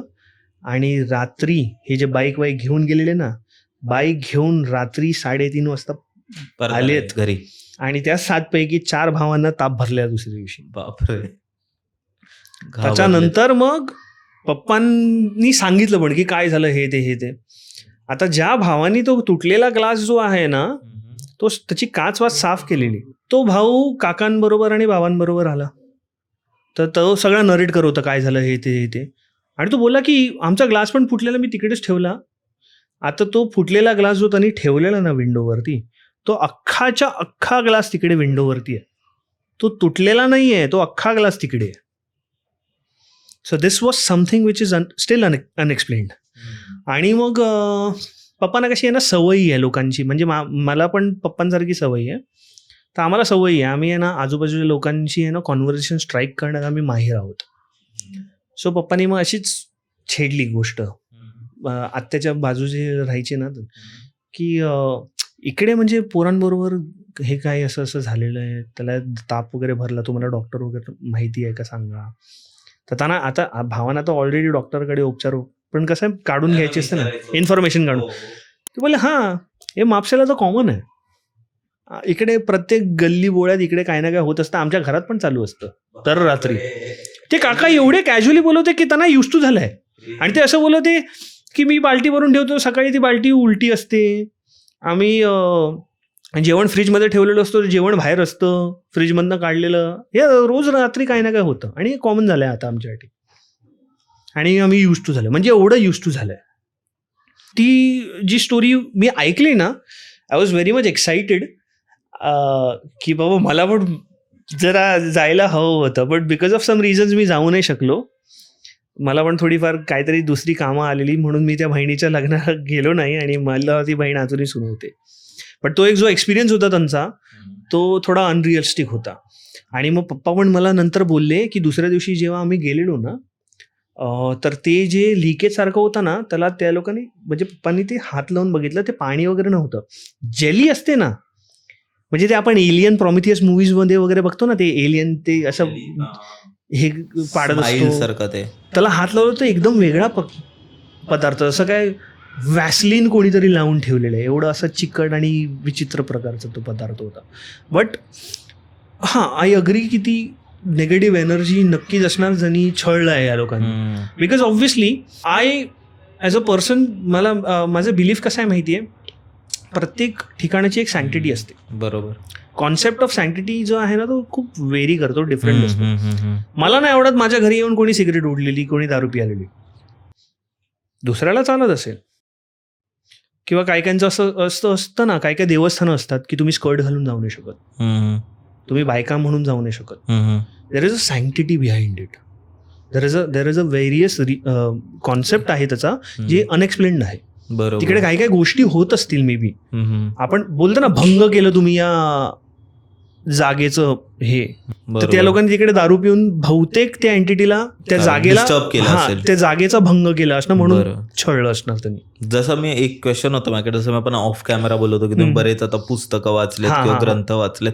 सो ग्रंथांच्या अकॉर्डिंग, आता जसं फॉर एक्झाम्पल की काही लोक देवाला खूप मानतात, पण आपण जेव्हा ही टॉपिक काढतो तर असं काही नसतं, पण आपण एक जेव्हा हनुमान चालीसा वगैरे वाचतो त्यात ह्या गोष्टींचा उल्लेख केलाय. सो आपल्या ग्रंथांमध्ये ह्या जे नेगेटिव्ह एनर्जी आहेत त्यांना कसं लिहिले आणि कसं डिफाईन केलंय? कसं आहे माहिती आहे, ब्रह्मदेव जे निर्माण करते आहेत, आपले त्रिदेव मेन आहेत, आणि मग शक्ती आहे. शक्ती जे आपण as a manifestation of Parvati किंवा लक्ष्मी किंवा सरस्वती, महाकाली, सप्तशृंगी आई झाली, शीतला देवी झाली, कामाख्या माता, हे वेगवेगळ्या मॅनिफेस्टेशन्स आहेत शक्तीच्या. ब्रह्मा हे क्रिएटर आहेत, त्यांनी फक्त माणूस, देव असुर नाही बनवला. जे आपले 5 एलिमेंट्स आहेत ना, हवा, पाणी, वायू, बरोबर, जल, अग्नी, वायू, हे आपले 5 एलिमेंट्स आहेत, पंचतत्व आपण म्हणतो. आपण पंचतत्वानी बनलेलो आहे, पण आपला जो मेन तत्व आहे ना, तो माती आहे, म्हणून आपण ह्युमन्स आहोत.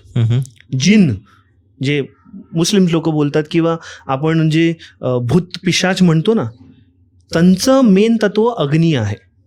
बरं. का? कारण का त्यांचा जो सुरुवात होतो ना, हे आपण जेव्हा कुठल्या व्यक्तीला अग्नी देतो शेवटची, that is the origin point of that particular entity. म्हणून ते थोडंफार असं इनविजिबल टाईप. आपले तत्वच एकमेकांना कोलाईड नाही करत, पण जेव्हा आपली फ्रिक्वेन्सी, आपली जी स्टेट ऑफ माइंड कोलाईड करते ना, तेव्हा ते आपण त्यांच्या संपर्कात येतो, but not in a touch to touch basis. म्हणजे एका बोलतो ना आपण, कॉन्शियस स्टेटमध्ये त्यांच्या रिअलायझेशनमध्ये येतो. भूत पिशाच वगैरे हे आपल्या ग्रंथांमध्ये आहेत ना. आता जेव्हा रामायणची जी श्रीराम आणि रावणाचं जे युद्ध झालं त्याच्यामध्ये भूत पिशाच वगैरे होते. महादेवांना भूतनाथ का म्हणतात? ते स्मशानात राहायचे, भूत त्यांना पूजतात, म्हणून तुम्ही कुठेही जा स्मशानात तुम्हाला महादेवाची मूर्ती दिसणारच. मग तिकडे का महादेव? कारण का महादेवाचं नाव भूतनाथ आहे. उज्जैन महाकालमध्ये पण आधी जायचे ना जण, भूतबाधा वगैरे व्हायची. गणगापूर दत्तांचं हे आहे, जे दत्तदेव आहेत, he is the manifestation of Tridev, Brahma Vishnu Mahesh. तिकडे पण भूतबाधा उतरायला जातात की नाही गणगापूरला. तो म्हणजे त्यांच्या दत्तांच्या पादुका तिकडे आहेत. किंवा तुम्ही शिगावला जा गजानन महाराजांकडे, अगेन त्यांचं पण असं सांगितलं जातं की he is manifestation of Shiva. Swami Samarth त्यांच्या पादुका आहेत तिकडे, जे त्यांनी स्वतः घातलेल्या आहेत. त्याचा स्पर्श मात्रच तुम्हाला सेपरेट करतं. बोलतो ना आपण भूतबाधा उतरवायला, तुम्ही भूतबाधा काही उतरवत नाहीये, तुम्ही ज्या एंटिटीच्या संपर्कामध्ये आलेला ना तो संपर्क तोडला जातो. बरोबर. सो हे आपल्या ग्रंथांमध्ये आहे, हे सगळं आहे. आता ऑर्गॅनिझम्स, साप आहे, वाघ आहे, कुत्रा आहे, मांजर आहे, हे पण वेगवेगळे जीव आहेत ना. तसे हे भूत पिशाच, हडळ, देवरूख, राखणदार, मग वॅम्पायर्स असेल, वेअरवुल्व्स असतील, these are all different entities जे आपण एक्सप्लेन नाही करू शकत. आपली कुवत नाही तेवढी ना, सायन्स तेवढा ॲडव्हान्स झालेला आहे. आपण शेवटी टेक्नॉलॉजी आपण बनवली आहे ना. तर आपल्याला जेवढी समज असेल, जेवढं नॉलेज असेल, त्या नॉलेजच्या बेसिसवरती आपण ती टेक्नॉलॉजी बनवतो. आणि कोणत्याही गोष्टीला त्याच बेसिसवर आपण बघणार. आता ज्या गोष्टी माणूसच डिफाईन नाही करू शकत, पण तुम्हाला माहित आहे, आपल्याला टाइम मशीन कॉन्सेप्ट माहिती आहे. आजपर्यंत कुठल्या माणसाने टाइम मशीन बनवली नाही? बनवली का? बिकॉज सायन्स एवढा ॲडव्हान्स नाही झालाय ना, आपली बुद्धिमत्ता तेवढी ॲडव्हान्स झाली आहे की आपण टाइम मशीन सध्या बनवू शकतो. May be in a distant future आपली टेक्नॉलॉजी एवढी ॲडव्हान्स होऊ शकेल की आपण त्या रेल्ममध्ये जाऊन त्यांच्याशी प्रॉपर संपर्क करू शकू. बरोबर. आणि अजून एक मला आपण फायनल स्टोरी घेऊया, कोकणातली जी तुमच्या बरोबर झालेली, तर ते काय होतं ते सर्व? सो कोकणामध्ये ॲक्च्युली जिकडे दनदाट जंगल असतं ना, नेचरच्या सानिध्यामध्ये ह्या सगळ्या गोष्टी खूप होतात. बरं. आता ह्या ज्या एंटिटीज असतात ना, I would go on record to say this की 90% ऑफ दिस एंटिटीज ना, हे सगळ्या डिस्ट्रेस्ड आहेत. त्यांच्याबरोबर काहीतरी वाईट झालं, त्यांच्या काहीतरी इच्छा अपूर्ण राहिल्या, अकस्मात मृत्यू झाल्या त्यांच्या, ज्याच्यामुळे ते अजूनही आपल्या इकडे भूलोकात अडकले आहेत. सो ही ॲक्च्युली स्टोरी मला नरेट केलेली. मी गोव्यावरनं मुंबईला येत होतो. तर आपले जे बस ड्रायव्हर्स असतात ना, लक्झरी बसेस जे चालवणारे, तर मी असंच त्या केबिनमध्ये जाऊन बसलेलो, क्लिनर तो झोपलेला, आणि ड्रायव्हरला कसं टाइमपास म्हणून कोणतरी भेटला, आणि मला काय गप्पा मारायला खूप आवड आहे. तर आम्ही जस्ट घाट सुरू केलेलं. गोव्यावरनं मी मुंबईला येत होतो. तर असं बोलता बोलता मी त्यांना विचारलं की आप कैसे चलाते हो, आपको कैसे जमता है? तर मग त्याला बोललो होते, ते मला बोलले की 20 वर्षापासून मी ड्रायव्हिंग करतोय. तर मग 20 वर्ष म्हणजे खूप मोठा एक्सपिरियन्स, खूप मोठा काळ झाला. हो. तर मग मी त्यांना असंच बोलता बोलता विचारलं, आपने कोई ऐसा मतलब भूत वूत देखे है क्या? आपने तो 20 साल ड्राइविंग की है, तो आपने तो बहुत चीज़ें देखी होंगी. तर मग त्यांनी सांगितलं, एक स्पेसिफिक स्टोरी मी सांगितली. त्यांनी तो खूप म्हणजे 3-4 स्टोरीज मला सांगितल्या, पण सगळ्यात मला बोलतात ना कॅची वाटली ना, ती एका दुल्हनची स्टोरी त्यांनी सांगितली. एक नवरी वरात घेऊन तिकडे रस्त्यावरती उभी असते आणि वराती सकट धावत असते. ती कुठे ते तो एक्झॅक्ट रस्ता मला नाही माहीत, पण ते घाट उतारीला असतं ते. आता मला एक्झॅक्ट मुंबई गोवा हायवे मी कधी असं स्वतःच्या गाडीने नाही गेलं, बिकॉज मी जेव्हा पण गोव्याला जातो मी ट्रेननी जातो. मी रोडनी गेलो तर मी कधीच गाडी चालवत नाही, मी पाठी झोपलेला असतो. मला एवढी प्रॉपर नॉलेज नाही आहे रस्त्यांची किंवा कुठले कुठले ते स्थान येतात. पण एक गोष्ट मला माहिती आहे, जेव्हा पण आपण गोवा सोडून महाराष्ट्र बॉर्डरला एंटर करतो ना, तर एंटर करताच तिकडे एक आहे ना छोटंसं देऊळ आहे. तर आधी चेक नका असतो तिकडे, जे टोल नाही बोलणार, ते बॉर्डर सिक्युरिटी फोर्स असते महाराष्ट्र गोवाची. म्हणजे तुम्ही दारूची तस्करी वगैरे काय घेऊन नाही जात ना, असं ते चेकिंग वेकिंग होते. त्याच्या जस्ट 5-10 मिनिटांनी एक त्या बसेस सगळ्या साईडला लावतात आणि तिकडे नारळ आणि हार चढवायचा असतो. तर त्यांनी मला सांगितलेलं की ही खूप काहीतरी, तो जेव्हा नवीन नवीन होता, म्हणजे त्याला जस्ट ड्रायव्हिंग करून या रूटवरती आहे ना 1.5-2 वर्षच झालेली, म्हणजे ऑलमोस्ट यंग होता, खूप यंग असेल. तर त्याचा क्लीनर आहे ना हार आणायला विसरलेला. तर ती एक रिच्युअल असते की त्या देवाला, त्या स्थायी देवाला तुम्ही नमन करता, हार चढवता, नारळ फोडता की बाबा आपला पुढचा जो प्रवास आहे ना तो एकदम सुखरूप जाऊ दे, कुठल्याही प्रकारचं अनिष्ट काही होऊ दे. तर तो हार नव्हता म्हणून हार चढवूच नाही शकले, फक्त नारळ वळून त्यांनी फोडला. आता हे निघाले. आता पावसाची वेळ, आणि पावसाच्या वेळ घाट म्हणजे एक तर आधीच अंधार, वरून मुंबई गोवा हायवे तर जगप्रसिद्ध आहे, खस्ता आहेच, म्हणजे तो काय रस्ता धडच नाहीये.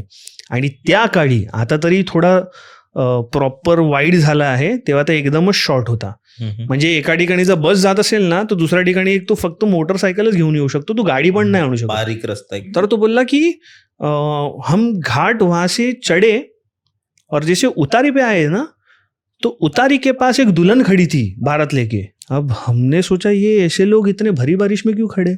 आता वरात होती, तर ह्याची बस तो ऑलरेडी फुल होती. कारण का पावसात कधीही जा तुम्ही, आपले कोकणी माणसं तर ट्रॅव्हल करतात वगैरे. हो बरोबर. आणि आय थिंक तो गणपतीचाच वेळ असणार. पावसाचा बघितलं तर गणपतीला तर तसं पण तुम्ही अजूनही जा कोकणात, कुठल्याही बस, ट्रेननी किंवा एसटीनी पण जर तुम्हाला सर्वसाधारणपणे मोकळी सीट मिळतच नाही. तर मग आता त्याला माहिती आहे एवढ्या लोकांना मी कसं बसवू, मी बसूच नाही शकत, तर आपण भाई इग्नोर मारून चाललो पुढे. पण कसं आहे, त्यांनी नजर भिडवली. Never ever look in their direction. कधीही तुम्ही त्यांच्याकडे बघू नका, नेव्हर.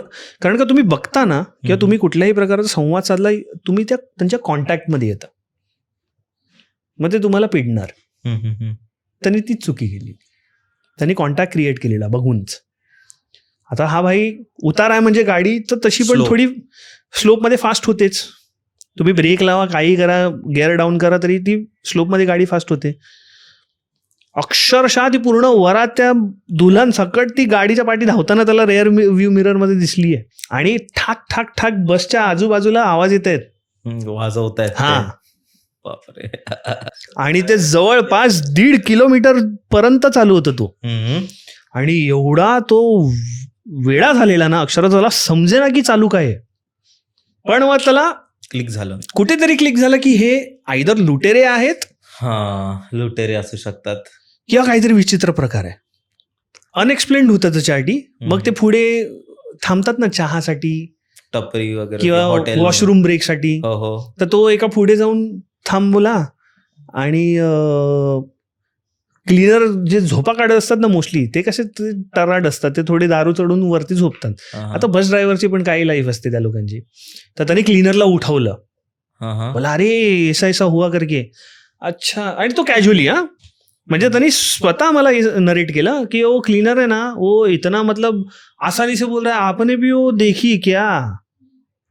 अरे भाई, वो एक दुल्हन की बारात जो थी ना, वो बस में खाई में गिर गई थी, तब से बहुत लोगों को दिखती है, आप बस रुकाओगे तो बस गायब हो जाती है, अच्छा हुआ आपने रुकाया नहीं. बापरे. म्हणजे एवढा कॅज्युअली, म्हणजे तो पण युज टू झाला असणार कुठेतरी. आता क्लीनर लोकांचं कसं बदली असते, ते वेगवेगळ्या बसेसमध्ये वगैरे ट्रॅव्हल करतात, तर त्यांनी पण कुठेतरी एक्सपिरियन्स केला असेल. पण अशा खूप अनएक्सप्लेन्ड गोष्टी आहेत जे अजूनही होतात. आणि आपल्या इंडियामध्ये आहेत ना अशा स्टोरीज आहेत अजूनही, पण लोक त्याला हवेत उडवतात.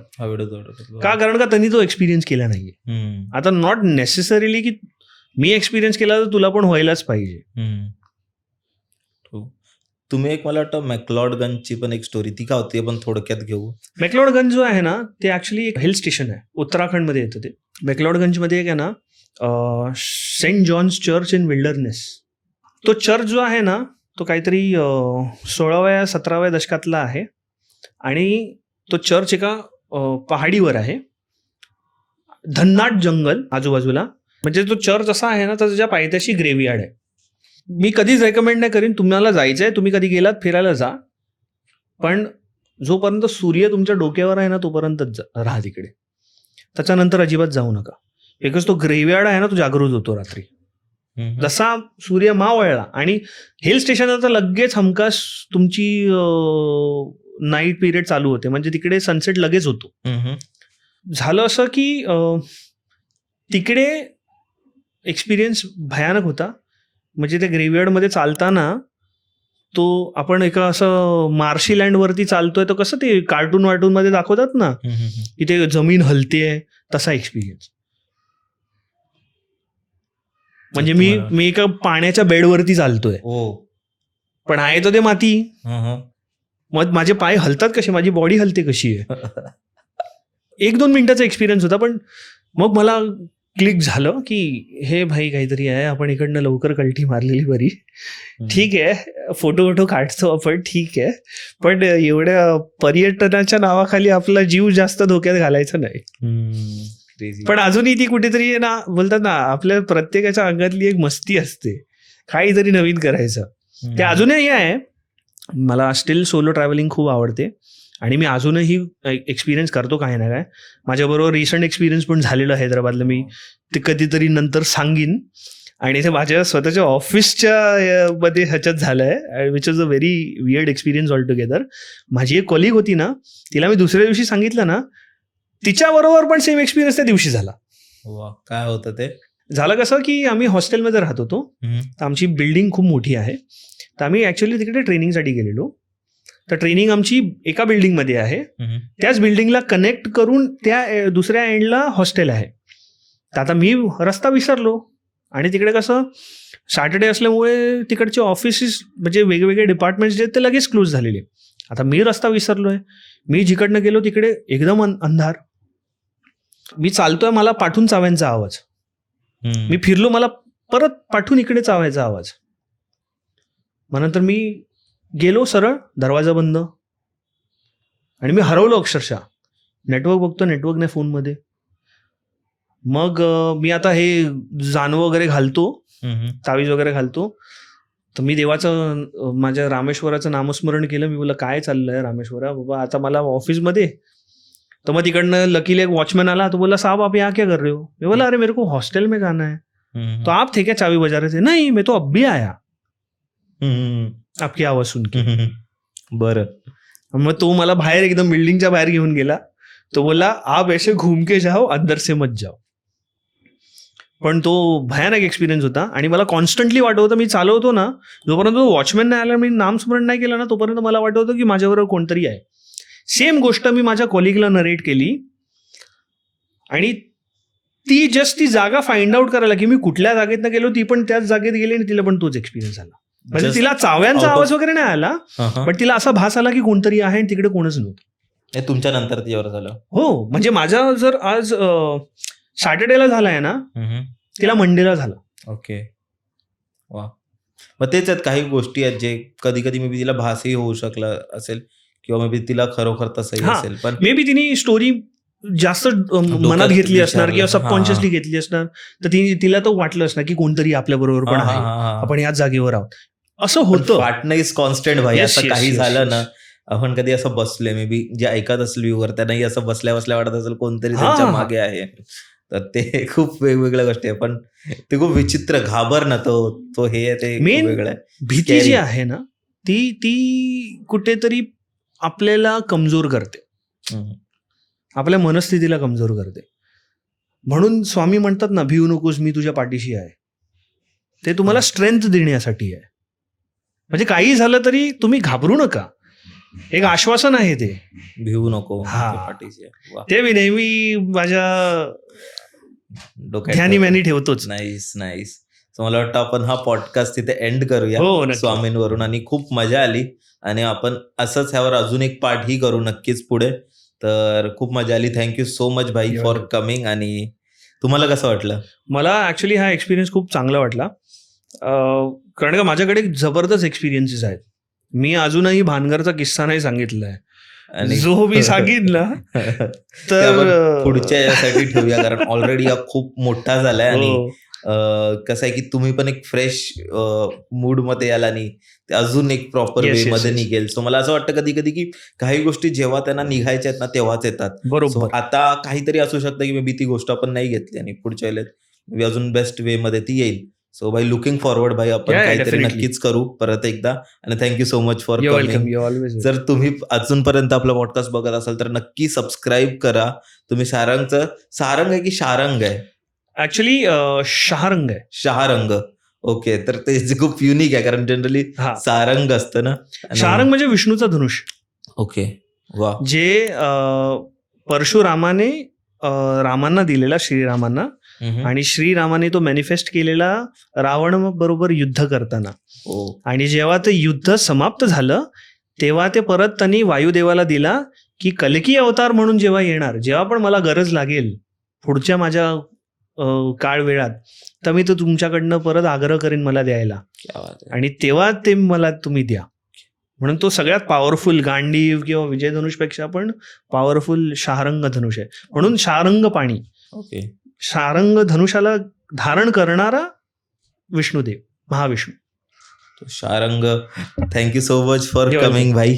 आणि तुम्ही अजूनपर्यंत शारंगलाही तुम्ही फॉलो करू शकता. खाली डिस्क्रिप्शन मध्ये काही लिंक्स आहेत, तिथे जाऊन फर्स्ट सेकंड लिंक असेल मे बी. आणि दुसरी एक गोष्ट, जर तुम्हालाही आपल्या पॉडकास्टमध्ये यायचं असेल आणि तुमच्याकडे खूप वेगवेगळ्या इंटरेस्टिंग स्टोरी आहेत जे तुम्हाला लोकांना ऐकायला आवडतील, तर खाली एक गुगल फॉर्म दिलेला असेल, तो नक्की भरा आणि आम्ही तुम्हाला कॉन्टॅक्ट करू. आणि जर तुमच्याकडे अशा काही स्टोरीज असतील तर नक्की मेल करा, तर आपण ते पॉडकास्टमध्येही घेऊ. ठीक आहे, तोपर्यंत काळजी घ्या आणि आपण परत एकदा भेटू. थँक्यू सो मच भाई. You welcome.